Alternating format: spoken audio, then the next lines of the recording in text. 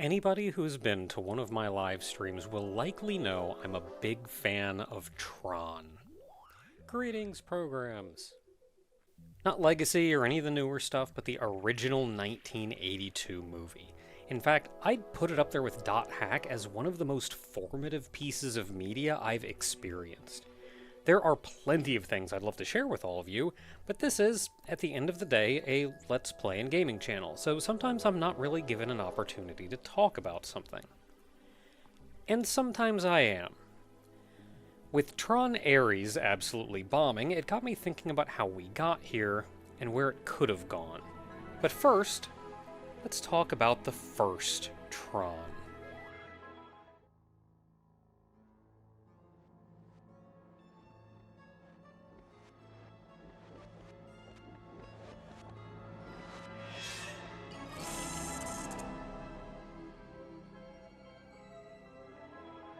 Tron's inception began in 1976 when Steven Lisberger became intrigued with video games after seeing Pong. That should really tell you the era of gaming and computer programming we're talking about. He and Donald Kushner set up an animation studio specifically to make Tron with this inspiration. They even made a short 30-second or so 2D animation to promote the studio, featuring the very first instance of the Tron character.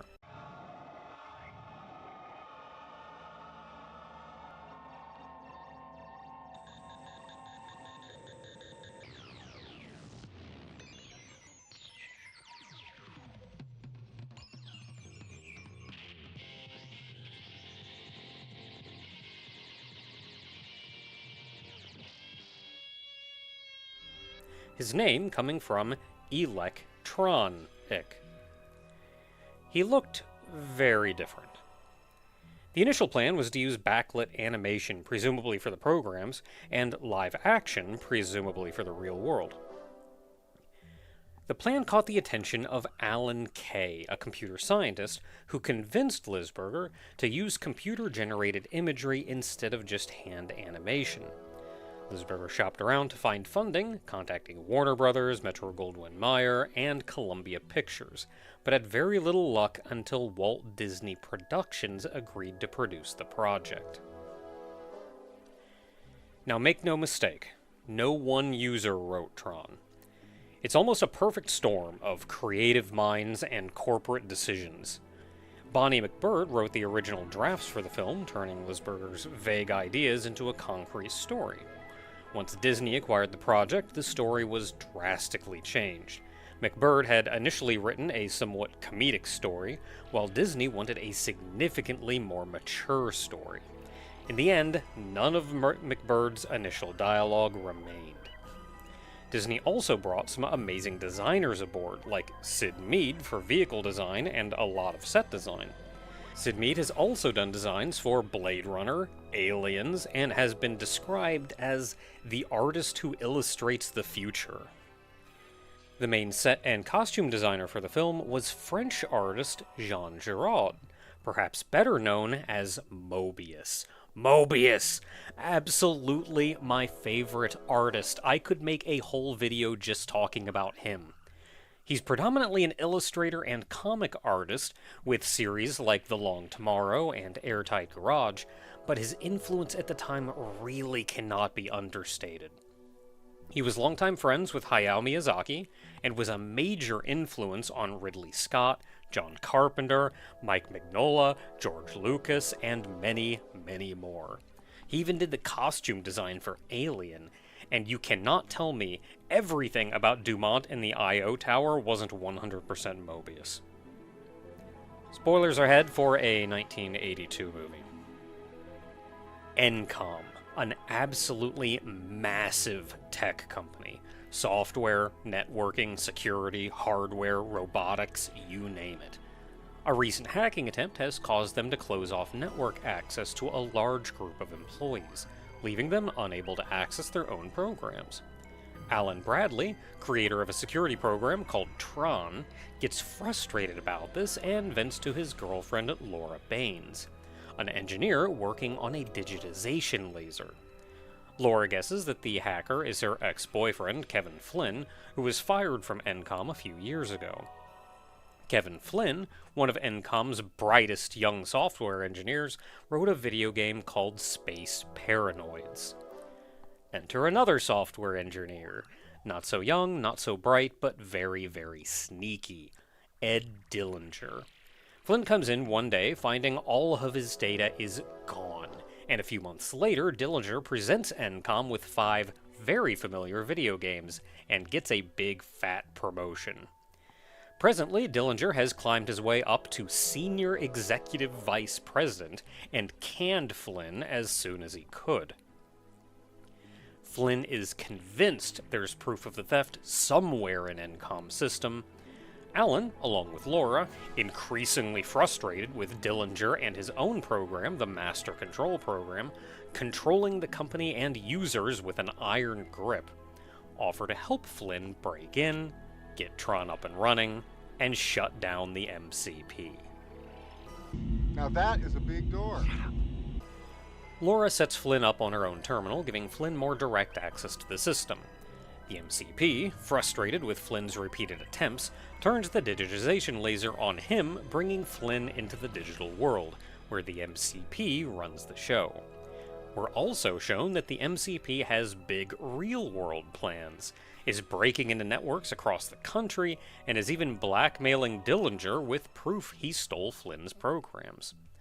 A fun tidbit is that the MCP started as a chess program Dillinger stole from Walter Gibbs, the head of the science division and co-founder of Encom, who he kept expanding on until it grew out of his hands. One thing I absolutely love about Tron is that it absolutely is not framed like a traditional isekai, despite the premise. This is not a new, wildly different world completely disconnected from our own. It is the exact environment we've already seen, just from a different perspective.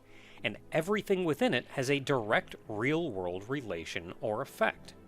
By comparison, I wasn't nearly as impressed with Tron Legacy. It very faithfully follows a traditional isekai structure. Boy is unhappy with the current state of his life, freak circumstance pulls him to a completely alien world with no connection to our own, where he's some kind of chosen one. He solves the world's problems while growing as a character, returns to his own world and makes an important change in his life, showing his growth. Another thing that I love about Tron that I was very unimpressed with in Legacy is that all of the programs are actual programs. This world makes sense as the world that's making our computers run.